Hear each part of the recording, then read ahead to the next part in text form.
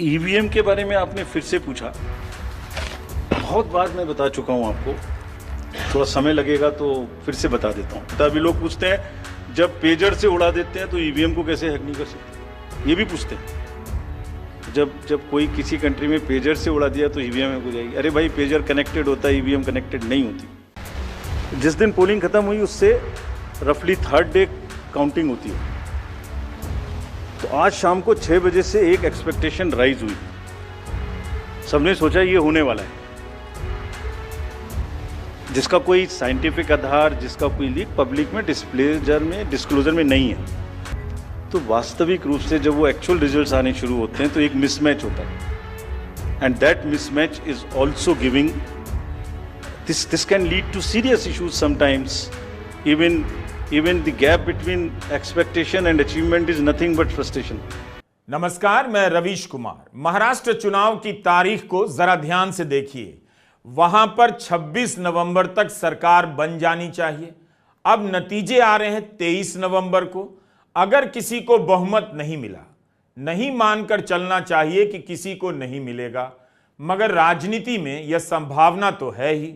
अगर किसी को बहुमत नहीं मिला और 26 नवंबर तक सरकार नहीं बनी तो क्या राष्ट्रपति शासन लागू होगा? और इसके पीछे किस तरह का खेल खेला जाएगा? गुवाहाटी और गोवा तक विधायकों को कौन ले जाने में सक्षम है और किसे फायदा होगा? महाराष्ट्र में 20 नवंबर को मतदान है और झारखंड में 2 दिन 13 और 20 नवंबर को। दोनों जगहों पर नतीजे 23 नवंबर को आएंगे। महाराष्ट्र में नामांकन की अंतिम तारीख 29 अक्टूबर है और झारखंड में 25 और 29 अक्टूबर है। झारखंड में 2 चरणों में चुनाव हो रहे हैं, महाराष्ट्र में एक ही चरण में। मुख्य चुनाव आयुक्त ने कहा कि पिछली बार भी महाराष्ट्र में चुनाव एक ही चरण में कराए गए थे, लेकिन झारखंड में 5 चरणों में चुनाव हुए थे। इस बार 2 ही चरणों में मतदान हो रहे हैं। पत्रकार हर बार चरणों को लेकर सवाल पूछते हैं, हर बार एक अलग जवाब दिया जाता है, हर जवाब विश्वसनीय लगता है, लेकिन किसी भी जवाब से कोई मानक उत्तर नहीं मिलता, कोई स्पष्टता नहीं आती कि यहां क्यों 2 चरणों में हो रहा है और वहां क्यों 8 चरणों में हुआ करता था। जैसे 2021 में बंगाल विधानसभा के चुनाव 8 चरणों में हुए थे। For Maharashtra, this will be in single phase. The notifications, date of notifications are in front of you. 22nd October would be date of notification. Last date of making nomination would be 29th October. Scrutiny on 30th October. And last date for withdrawal 4th, and date of poll in Maharashtra would be 20th 11. Counting would be on 23rd 11/24, and you will notice that date of poll is Wednesday. Schedule would be like this. Jharkhand would be in 2 phases. The date of poll, first phase would be on, date of poll would be on 13th November, and the second phase would be along with Maharashtra on 20th November. So the date of issue of notification for Jharkhand phase 1 would be 18th, and for phase 2 would be 22nd along with Maharashtra. Nominations for phase 1 would be till 25th of October, and for phase 2 29th. This slide we will share with everyone. And date of poll would be 13th November and 20th November, both Wednesdays. And date of counting would be 23rd 11, that is Saturday. Maharashtra में एक मुद्दा चुनाव चिन्ह का भी है। सितंबर महीने में शरद पवार ने सुप्रीम कोर्ट में याचिका दायर की कि एनसीपी के दोनों गुटों को नया नया चुनाव चिन्ह दिया जाए। इसके पीछे तर्क है कि एक ही पार्टी के एक गुट को पुराना चुनाव चिन्ह दे देने से उसे ज्यादा फायदा पहुंचता है, लेवल प्लेइंग फील्ड की भावना को ठेस पहुंचती है। तो शरद पवार चाहते थे कि महाराष्ट्र विधानसभा चुनाव से पहले दोनों पार्टियों को, यानी दोनों एनसीपी को नया चुनाव चिन्ह दिया जाए, लेकिन इस चुनाव में ऐसा नहीं हो सकेगा। मेरा नाम प्रमोद जगताप है, मैं सकाल मीडिया ग्रुप के साम टीवी न्यूज चैनल से हूं। मेरा सवाल जो है वो सिंबल को लेके, महाराष्ट्र में एनसीपी के 2 गुट होने के बाद तुतारी और ट्रम्पेट, तुतारी जो है शरद पवार की पार्टी को दे दिया, लेकिन लोकसभा चुनाव में ट्रम्पेट जो है वो भी सिंबल कोई इंडिपेंडेंट कैंडिडेट को दे दिया था। इससे ज्यादा वोट उस इंडिपेंडेंट कैंडिडेट ने लिए थे। शरद पवार के एनसीपी का ऐसा कहना है कि ये सिंबल जो है वो फ्रीज करना चाहिए। महाराष्ट्र के स्टेट इलेक्शन कमीशन ने स्थानिक स्वराज्य संस्था के जो चुनाव है उसमें वो फ्रीज किया है, लेकिन केंद्रीय चुनाव ने अभी तक उसके ऊपर कोई डिसीजन नहीं लिया। एनसीपी का जो सिंबल है मैन ब्लोइंग तुरी, उसमें हमारे पास में 2 रिक्वेस्ट आई थी एनसीपी एसपी से। एक तो ये आई थी कि उनको जब हमने रिकॉग्नाइज कर लिया है जे स्टेट पार्टी तो उन्हें हम कंट्रीब्यूशंस रिसीव करने की भी स्वीकृति दें। और दूसरी रिक्वेस्ट आई थी कि उनको जो उनका सिंबल है वो प्रोमिनेंट नहीं है, वो जब वोटिंग मशीन के बैलेट यूनिट के अंदर में छोटा दिखाई देता है तो उसका रेशियो ऐसे चेंज कर दीजिए कि वो स्पष्ट से मैन ब्लोइंग तुरी दिखाई देने लगे। और दूसरी रिक्वेस्ट एक और भी साथ में थी कि उस जैसा एक कोई ट्रम्पेट है उसको हटा दीजिए। 3 रिक्वेस्ट थी। पहली रिक्वेस्ट हमने उनकी मान ली। हमने उन्हें उसी दिन ऑथराइज कर दिया था कि आप ड्यूली कंट्रीब्यूशंस ले सकते हैं subject to the disclosures which every political party has to do. Secondly, हमने उनको लिखित में ये भी छूट दी थी कि आप खुद हमें बताइए कि आप अपने सिंबल को मैन ब्लोइंग तुरी को किस तरीके से बैलेट यूनिट में दिखाना चाहेंगे। तो उन्होंने कहा था हम इस तरह से दिखाना चाहेंगे। 1-2 चॉइस दी थी, जो उनकी पहली चॉइस थी वो हमने मान ली। इस इलेक्शन में उनका सिंबल वुड भी ज्यादा दिखाई देगा, मतलब प्रोमिनेंटली दिखाई देगा। तीसरी रिक्वेस्ट थी वो एक ट्रम्पेट है इस टाइप की जो कि मैन ब्लोइंग तुरा से बिल्कुल डिफरेंट है। तो कमीशन ने उसी दिन बताया था कि वो उससे डिस्टर्ब नहीं करता है। All the 3 have been accepted, that is 1। जब हरियाणा और जम्मू कश्मीर के चुनावों का ऐलान हुआ तब यह सवाल उठा था कि महाराष्ट्र और झारखंड के चुनाव भी साथ क्यों नहीं कराए जा रहे हैं। विपक्ष ने उस वक्त आरोप लगाया था कि इससे महाराष्ट्र सरकार को चुनावी घोषणाएं करने की छूट दी जा रही है। 5 सितंबर, 23 सितंबर, 30 सितंबर, 4 अक्टूबर, 10 अक्टूबर और 14 अक्टूबर, इन तारीखों को महाराष्ट्र सरकार की कैबिनेट बैठक होती है। 6 कैबिनेट बैठक में 165 फैसले लिए गए हैं। 23 सितंबर की कैबिनेट बैठक में 23 फैसले लिए गए और 30 सितंबर की कैबिनेट की बैठक में 30 फैसले लिए गए। इन 2 बैठकों में 50 से अधिक फैसले, सोचिए किस रफ्तार से फैसले लिए जा रहे होंगे। 10 अक्टूबर की बैठक में तो 38 फैसले लिए गए। ब्राह्मण, जैन, सुनार, राजपूत आदि समुदायों के लिए अलग अलग निगम बनाने की घोषणा की गई है। ये निगम क्या है, क्या इस पर मीडिया में या सरकार के भीतर भी पर्याप्त चर्चा हुई है? पुणे रिंग रोड की लागत बढ़ा दी गई, जिसे लेकर सवाल उठे कि क्या इससे खास लोगों को फायदा पहुंचाया जा रहा है।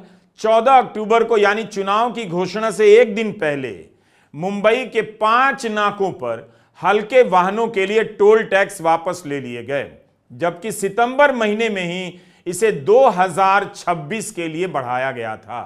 फिर वापस क्यों लिया गया? अभी एक और अनाउंसमेंट हुआ है और अनाउंसमेंट बिल्कुल वही ध्यान दिलाता है किस तरीके से पूरी महाझूठी गठबंधन सरकार में जिस तरीके से झूठे और पन्नास खोके लेने के बाद बनकर आई थी, किसी के सत्ता में रहने के ग्रीड में आई थी। वो सरकार जिसने लाड़की बहन योजना तब शुरू की जब लोकसभा में उनकी करारी हार हुई।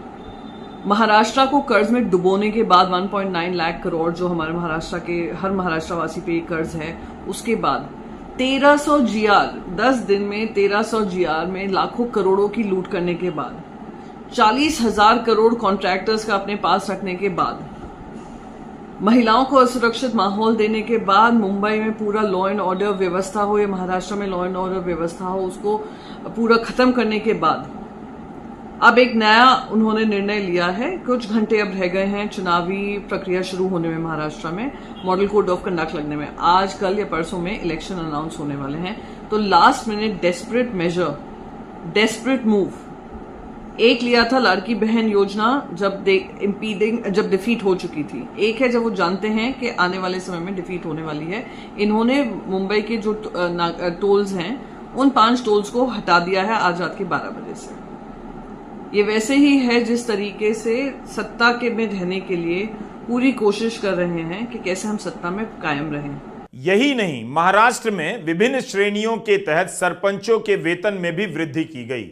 3,000 रुपए, 4,000 रुपए, 5 से 6,000 रुपए, 8,000 रुपए और 10,000 रुपए तक बढ़ाए गए। मदरसा शिक्षकों का वेतन 6,000 रुपए से बढ़ाकर 16,000 रुपया किया गया। उत्तर प्रदेश में मदरसा शिक्षकों की क्या हालत है जरा पता कीजिए। मगर महाराष्ट्र में चुनाव है तो मदरसा शिक्षकों का वेतन 6,000 से बढ़ाकर 16,000 किया गया है। मुख्यमंत्री एकनाथ शिंदे के ठाणे क्षेत्र के लिए 30,000 करोड़ से अधिक की योजनाओं को मंजूरी दे दी गई है। अनेक ऐसे फैसले हैं जो पिछले 1 महीने में लिए गए। इसलिए यह सवाल उठता रहा है कि हरियाणा के साथ महाराष्ट्र में चुनाव एक साथ क्यों नहीं कराए गए। चुनाव आयोग भी अब मतदाताओं को समझने लगा है। तारीखों का ऐलान इस हिसाब से किया जा रहा है कि लोग लंबी छुट्टी पर ना निकल जाएं। इसलिए महाराष्ट्र में मतदान बुधवार को रखा गया। इस पर हमारा एक सवाल है कि जो लोग पलायन करके मुंबई में आते हैं या अन्य शहरों में रहते हैं, क्या उनके लिए वोट डालना संभव हो पाएगा? क्या पूरा महाराष्ट्र सिर्फ मुंबई है या बड़ा महानगर है? क्या उन्हें कोई 3 दिन की छुट्टी मुंबई से सोलापुर जाने के लिए, मुंबई से कोंकण के इलाकों में, दूर दराज के इलाकों में जाने के लिए छुट्टी देगा? क्या वे बुधवार को किसी शहर से अपने ग्रामीण इलाके में पहुंच पाएंगे जो लोग पलायन कर महानगरों में काम के लिए आते हैं? That date of poll is Wednesday. This is deliberately, which lot of scheduling, whatever goes into scheduling, we have tried that it is midday so that issue of urban apathy is handled. And in case of urban apathy, we are really very concerned. We want to make appeal through you to all our esteemed voters in the urban areas to please come and vote. It's not a healthy trend which is reflected. If I give you a brief of what is happening across the elections in the urban apathy, we will share this slide with you. If you look at various states, you look at Gurgaon, you look at Faridabad recently. Last elections, you look at Jubilee Hills, Hyderabad. You look at Bangalore South. You look at Gujarat, Gandhigram, Kolaba, Mumbai City, Pune, Thane, all are much below the state averages of each state. अब आते हैं उत्तर प्रदेश। यहां 10 विधानसभा सीटों पर उपचुनावों की घोषणा होनी थी। इनमें से एक सीट मिल्कीपुर विधानसभा की थी, जहां से अयोध्या के मौजूदा सांसद अवधेश प्रसाद विधायक हुआ करते थे। लेकिन 9 सीटों की घोषणा होती है और मिल्कीपुर सीट की घोषणा नहीं होती है। अयोध्या के मिल्कीपुर में ऐसा क्या है कि इस एक सीट की घोषणा ही नहीं हुई? सर, यूपी की 10 सीटें थी। 10 की 10 होंगी? 9 किया है। Basirhat is under the election petition. There is an election petition in Bashirhat. So that is one case. 10 सीटें थी ना sir. Milkipur also is under election petition. So let me say it that way. जहां election petition नहीं है, वहां सब में हो रहा है। चुनाव आयोग ने कहा कि कोर्ट केस चल रहा है। यह मुकदमा भी अवधेश प्रसाद ने ही 2022 में दायर किया था, इसलिए एक साथ घोषणा नहीं हुई। यूपी की पुरानी खबरों को निकाल कर देखिए। मिल्कीपुर विधानसभा को जीतने के लिए कितनी तैयारी चल रही है और इसी की तारीख का ऐलान नहीं हुआ। 10 में से 9 सीटों पर उपचुनाव के ऐलान हो गए। इस एक सीट का राजनीतिक वजन 2 राज्यों की चुनावी घोषणाओं से कम नहीं है। चुनाव आयोग ने एक और बात कही एग्जिट पोल के बारे में। उन्होंने कहा कि एग्जिट पोल से भटकाव तो आता है, उम्मीदें भी झूठी पैदा हो जाती हैं, लेकिन यह तो इलेक्ट्रॉनिक मीडिया को देखना होगा कि वह इसे लेकर आत्मचिंतन करे, आत्मनियमन करे, ताकि विश्वसनीयता बनी रहे। आयोग ने पूछा कि जब काउंटिंग ही 8:30 बजे शुरू हुई तो टीवी चैनलों पर 8 बजे से ही ट्रेंड कैसे चलने लगे? क्या यही जवाब इसी तरह प्रमुखता और स्पष्टता से हरियाणा की जब वोटों की गिनती हो रही थी उस दिन नहीं दिए जा सकते थे? मुख्य चुनाव आयुक्त ने यह भी बताया कि मतों की गिनती के समय डेटा अपलोड करने की प्रक्रिया क्या क्या होती है? जिस दिन पोलिंग खत्म हुई उससे रफली थर्ड डे काउंटिंग होती है। तो आज शाम को 6 बजे से एक एक्सपेक्टेशन राइज हुई। सबने सोचा ये होने वाला है, जिसका कोई साइंटिफिक आधार, जिसका कोई लीक पब्लिक में डिस्क्लोजर में नहीं है। जब काउंटिंग का समय शुरू होता है तो 8:05 और 10 से रिजल्ट्स आने शुरू हो जाते हैं, जिस नॉनसेंस।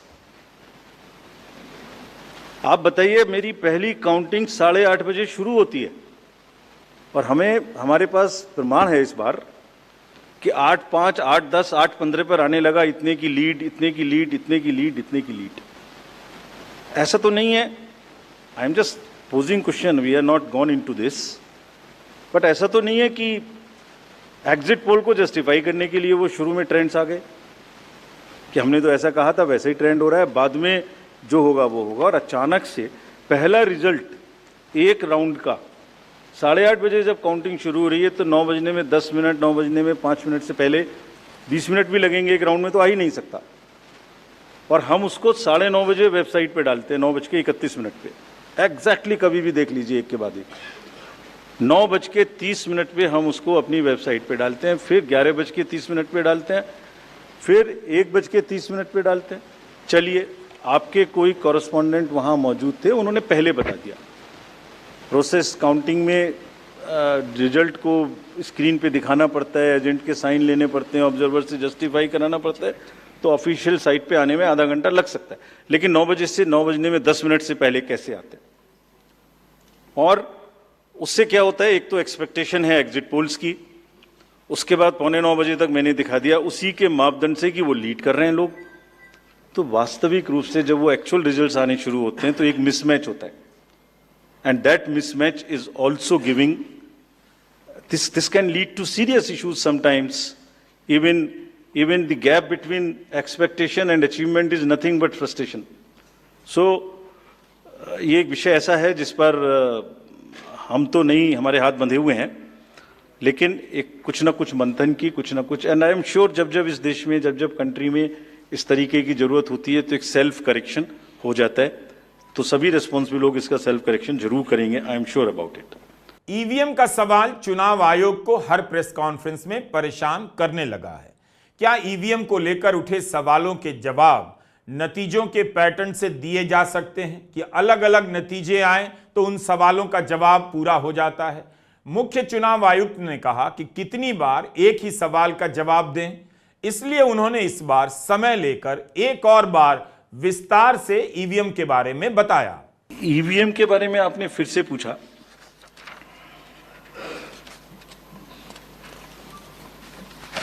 बहुत बार मैं बता चुका हूं आपको, थोड़ा समय लगेगा तो फिर से बता देता हूं। 6 महीने, लगभग 5-6 महीने फर्स्ट एफएलसी शुरू होती है ईवीएम की। मैं 2 बात बता रहा हूं, बस मोटी सी 2 बात, बाकी सब आपको मालूम है। वो टेम्पर नहीं हो सकती, उसमें कोई कनेक्शन नहीं हो सकता। अभी लोग पूछते हैं जब पेजर से उड़ा देते हैं तो ईवीएम को कैसे हैक नहीं कर सकते, ये भी पूछते हैं। जब कोई किसी कंट्री में पेजर से उड़ा दिया तो ईवीएम हैक हो जाएगी। अरे भाई, पेजर कनेक्टेड होता है, ईवीएम कनेक्टेड नहीं होती। एनीवे, वोटिंग से करीब 5 या 6 दिन पहले कमीशनिंग होती है। 5-6 दिन पहले उस दिन मशीन में सिंबल पड़ते हैं। तो अब मशीन में अभी तक नई बैटरी उस दिन एक डाली जाती है और सील करके उस बैटरी पे भी कैंडिडेट के एजेंट्स के दस्तखत होते हैं। छोड़िए, मशीन पे तो होंगे ही होंगे, हमें भी नहीं पता, हमने भी पता नहीं कब बनाया था ये नियम, हमारे काम आ रहा है अभी कि वो बैटरी पर भी एजेंट के दस्तखत हो। और अब कमीशनिंग के बाद, क्योंकि 5 ही दिन बचे हैं और इसमें सिंबल लोड हो चुके हैं, ये उनके सामने में स्ट्रांग रूम में जाएगी, डबल लॉक लगेगा, 3 लेयर की सिक्योरिटी रहेगी, 3 लेयर की, जिसमें सीएपीएफ भी शामिल होगी, मस्ट है। ऑब्जर्वर होंगे। उसके बाद जब वो पोलिंग के डिस्ट्रीब्यूशन के दिन निकलेंगी, उस दिन फिर यही प्रोसेस होगा, सारा प्रोसेस वीडियोग्राफ होगा। यानी वीडियोग्राफ होने के बाद फिर वो फील्ड में पहुंचेंगे, सेक्टर मजिस्ट्रेट साथ में रहेंगे, फिर कैंडिडेट के एजेंट साथ में रहेंगे, फिर वहां पहुंचेगी, फिर कहेंगे भाई देख लो इसको, सब ठीक है, जो आपको नंबर दिया, हाँ, और उसके नंबर भी सबसे शेयर किए जाएंगे। इस नंबर की मशीन इस बूथ पे जाएगी। फिर जब वो बूथ पे पहुंच गई तो कहें भाई मिला लो आप, इसी नंबर की है कि नहीं है। वोट भी डाल के देख लो 50 कि ठीक है कि नहीं है। किसी ने 50 डाले, किसी ने 20 डाले, किसी ने कहा नहीं हमें ठीक है हम नहीं डालेंगे। किसी स्टेज में किसी बूथ पर 20 कैंडिडेट हैं, किसी पर 5 कैंडिडेट हैं, किसी पर 5 ने कम वोट डाले, किसी ने ज्यादा डाले, बैटरी उसी हिसाब से यूज।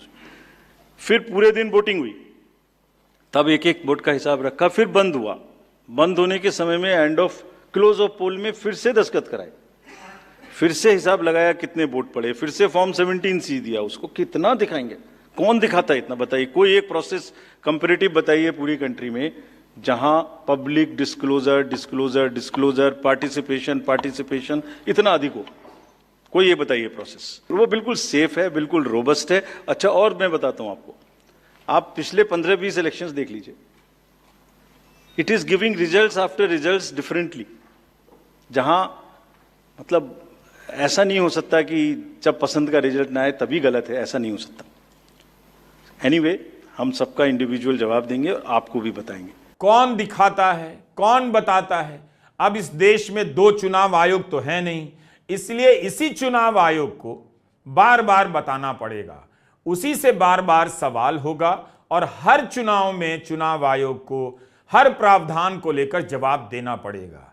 एक बार कह देने से, बता देने से, वेबसाइट पर FAQ डाल देने से लोगों तक इसकी जानकारी नहीं पहुंचती है। उम्मीदवार को भी हर चुनाव में नए सिरे से सारी प्रक्रियाओं को समझना पड़ता है। जैसे यह सवाल खत्म तो नहीं हुआ कि महाराष्ट्र में चुनाव हरियाणा के साथ क्यों नहीं हो सका। नमस्कार, मैं रवीश कुमार।